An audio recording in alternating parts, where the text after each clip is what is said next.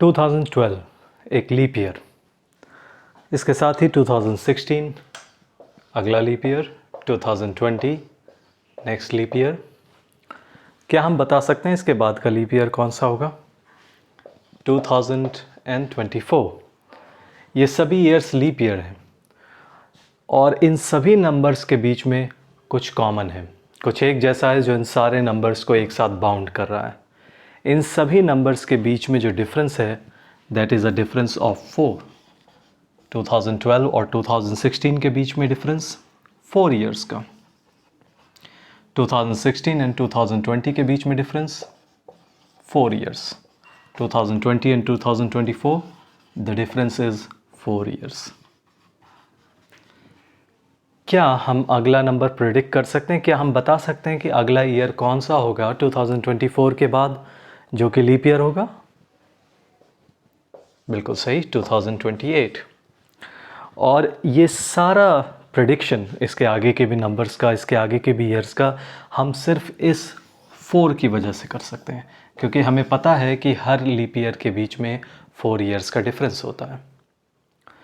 ऐसी कोई भी सीरीज़, ऐसा कोई भी सीक्वेंस ऑफ नंबर जिनमें दो टर्म्स के बीच का जो डिफरेंस है, दो एक साथ आने वाली टर्म्स के बीच का जो डिफरेंस है वो हमेशा एक जैसा रहे, उसे हम कहते हैं अर्थमेटिकल प्रोग्रेशन, यानी कि एपी। तो यहाँ सभी कॉन्जिक्यूटिव टर्म्स के बीच का जो डिफरेंस है वो 4 ईयर्स है। 2012 2016 इनके बीच का डिफरेंस 4 ईयर है। अगर हम ये वाली दो टर्म्स ले लें 2020 और 2024, इनके बीच का डिफरेंस भी 4 ईयर्स है। तो ये एक एपी है, अर्थमेटिकल प्रोग्रेशन।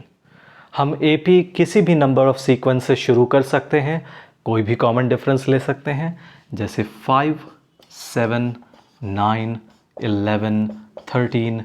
यहाँ हमने ये सीरीज़ 5 से शुरू की और सभी टर्म्स के बीच में जो डिफरेंस है वो 2 का है। 7 और 9 के बीच में जो डिफरेंस है दैट इज़ ऑफ 2। 9 और 11 के बीच में जो डिफरेंस है दैट इज़ ऑफ 2। और अब हम 13 के आगे का नंबर भी बता सकते हैं, क्योंकि हमें पता है कि सभी नंबर्स के बीच में डिफरेंस 2 का है, तो 13 के बाद अगला नंबर हो जाएगा 15। और इस तरह हम आगे इस सीरीज़ को कहीं तक भी बढ़ा सकते हैं। तो ये एक अर्थमेटिकल प्रोग्रेशन है और इसमें आपने देखा कि दो बहुत इम्पॉर्टेंट चीज़ें हैं, बहुत काम की चीज़ें हैं जो किसी भी अर्थमेटिकल प्रोग्रेशन को, किसी भी इस तरह की सीक्वेंस को डिफ़ाइन करती है। पहला, ये सीक्वेंस कहाँ से शुरू हो रहा है, यानी हमने ये लीप ईयर कहाँ से काउंट करने शुरू किए? First term. इस फर्स्ट टर्म को हम शॉर्ट में कहते हैं ए। और हर एक टर्म के बीच का डिफरेंस कितना है? फर्स्ट 2 टर्म्स के बीच में डिफरेंस कितना है, नेक्स्ट 2 टर्म्स के बीच में डिफरेंस कितना है, नेक्स्ट 2 टर्म्स के बीच में डिफरेंस कितना है। ये डिफरेंस हमेशा एक जैसा ही आएगा, कॉमन डिफरेंस होगा, इसलिए हम इसे नाम देते हैं, ऐसे डिफरेंसेस को, कॉमन डिफरेंस। और इसका सिंबल होता है स्मॉल डी। अगर नीचे वाली सीरीज़ को हम ध्यान से देखें तो इसमें फर्स्ट टर्म है 5 और कॉमन डिफरेंस जो हमें देखने को मिला सभी टर्म्स के बीच में वो है 2। किसी भी एपी की ये दो इम्पॉर्टेंट कैरेक्टरिस्टिक्स हैं, उनके फीचर्स हैं, ए यानी फर्स्ट टर्म, डी यानी कॉमन डिफरेंस। अगर किसी एपी की टर्म एक जैसी डिफरेंस से नहीं बनी हुई तो वो एपी नहीं होगा। जैसे फॉर एग्ज़ाम्पल अगर हम एक सीक्वेंस लें, कोई भी आर्बिट्री सीक्वेंस लें, फॉर एग्ज़ाम्पल 2, 4, 8, 16, 32। अब देखने में बहुत लॉजिकल सीरीज़ लग रही है, इन सभी नंबर्स का कुछ सेंस भी बन रहा है, लेकिन अगर हम डिफरेंसेस की बात करें, 2 और 4 के बीच में 2 का डिफरेंस है, 4 और 8 के बीच में 2 का डिफरेंस नहीं, 4 का डिफरेंस है, 8 और 16 के बीच में 8 का डिफरेंस है, 16 और 32 के बीच में 16 का डिफरेंस है। डिफरेंस भी चेंज हो रहे हैं, अलग अलग डिफरेंस है, these are not common difference. और इस वजह से ये सीक्वेंस एपी नहीं कहलाएगी, this is not an AP, क्योंकि इनके बीच में जो डिफरेंसेस हैं वो अलग अलग हैं। तो एपी में डिफरेंसेस का एक जैसा होना बहुत ज़रूरी है, और वो भी कॉन्जिक्यूटिव टर्म्स में, यानी दो बिल्कुल आजू बाजू वाली टर्म्स में। अब अगर हमें ये फर्स्ट टर्म यानी कहाँ से शुरुआत करनी है ये पता हो, और हमें ये भी पता हो कि हर स्टेप्स कितने नंबर्स के बाद लेने हैं, कॉमन डिफरेंस क्या है, तो क्या हम कोई सीक्वेंस क्रिएट कर सकते हैं, बना सकते हैं? अगर हमें पता हो कि सीक्वेंस हमें 7 से शुरू करना है और अगर हमें पता हो कि डिफरेंस 3 का है, तो क्या हम पूरी सीरीज़ कंस्ट्रक्ट कर सकते हैं सिर्फ इस फर्स्ट टर्म और डिफरेंस की मदद से? बिल्कुल। पहली टर्म तो हमें पता है 7 है, उन्होंने हमें दे दिया स्टार्टिंग पॉइंट, और अगली टर्म कुछ इस तरह से होनी चाहिए कि दोनों टर्म के बीच में 3 का डिफरेंस हो। तो हम 7 में 3 ऐड कर देंगे और हमें अगली टर्म मिल जाएगी 10। देखो दोनों के बीच में 3 का डिफरेंस है। क्या हम अगली टर्म बता सकते हैं? बिल्कुल 13, उसके अगली टर्म 16, उसके अगली टर्म 19, और इस तरह हम आगे बढ़ते चले जाएंगे जहाँ तक हम इस सीरीज़ को बढ़ाना चाहें। बस ख़ास बात क्या होगी, हर एक टर्म के बीच में जो डिफरेंस है वो हमेशा सेम होगा जो हमें प्रोवाइड किया गया है। अब ये डिफरेंस नेगेटिव भी हो सकता है। फॉर एग्ज़ाम्पल, अगर मैं 2012 से उल्टे लीप ईयर काउंट करना शुरू कर दूं, यानी मैं देखूं कि 2012 से पहले कौन कौन से लीप ईयर थे, 2008, 2004, 2000, क्या मैं बता सकता हूं इससे पहले कौन सा लीप ईयर था?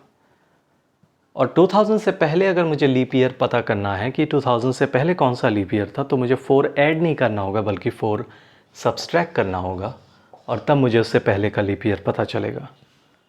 तो इसका मतलब अगर एपी डिक्रीज़ हो रही है, एपी को आप घटा रहे हैं, नंबर्स जो हैं वो धीरे धीरे डिक्रीज़ हो रही हैं, तो जो आपका कॉमन डिफरेंस है, जो डिफरेंस है दो नंबर्स के बीच में, वो अब नेगेटिव हो जाएगा। नेगेटिव डिफरेंस मीन्स आपको हर एक टर्म निकालने के लिए अब सब्सट्रैक्ट करना होगा ऐड करने की जगह, और इसलिए आपकी एपी डिक्रीज़ होती चली जाएगी। अगर हम फर्स्ट टर्म को 7 ही रहने दें लेकिन डिफरेंस को नेगेटिव कर दें, तब हमें सीरीज़ कैसे मिलेगी? शुरुआत हम 7 से ही करेंगे, लेकिन अगली टर्म 3 ऐड करके नहीं बल्कि 3 सब्सट्रैक्ट करके पता करनी है। सो अगली टर्म हो जाएगी 4, उसके अगली टर्म हो जाएगी 1, और 1 में से 3 सब्सट्रैक्ट करोगे तो -2, और -2 में से 3 सब्सट्रैक्ट करोगे तो -5, एंड सो ऑन। ये सीरीज़ नेगेटिव नंबर्स की तरफ बढ़ने लगेगी, यानी सीरीज़ लगातार घटती चली जा रही है। अगर सीरीज़ डिक्रीजिंग ऑर्डर में है, अगर सीरीज़ घट रही है, तो इसका मतलब कॉमन डिफरेंस नेगेटिव है। अगर सीरीज़ बढ़ रही है, इंक्रीजिंग ऑर्डर में है, तो इसका मतलब कॉमन डिफरेंस पॉजिटिव है। बहुत इंपॉर्टेंट हिंट। लेकिन अगर कॉमन डिफरेंस ना तो पॉजिटिव हो और ना ही नेगेटिव हो, अगर हमारा कॉमन डिफरेंस 0 हो, तब सीरीज़ कैसे बनेगी? फर्स्ट टर्म 7 ही होगी, first term will be same 7। अगली टर्म निकालने के लिए कुछ इस तरह से हमें टर्म लेनी है कि डिफरेंस दोनों टर्म के बीच में 0 आना चाहिए। 7 में अगर हम 0 ऐड कर दें तो हमें अगली टर्म 7 मिलेगी, उसकी अगली टर्म भी 7 मिलेगी, उससे अगली टर्म भी 7 मिलेगी, एंड सो ऑन। तो कुछ एपीज़ ऐसे भी हम बना सकते हैं जहाँ सारी टर्म्स एक जैसी हैं। ये फिर भी एपी ही है, क्योंकि हर टर्म के बीच का जो डिफरेंस है वो अभी भी एक जैसा है, 0। 7 और 7 के बीच का डिफरेंस 0, और इस वजह से हम एपीज़ को इंक्रीजिंग, डिक्रीजिंग और कांस्टेंट एपीज़ हम बना सकते हैं, डिपेंडिंग कि हमारा डिफरेंस पॉजिटिव है, नेगेटिव है या डिफरेंस 0 है।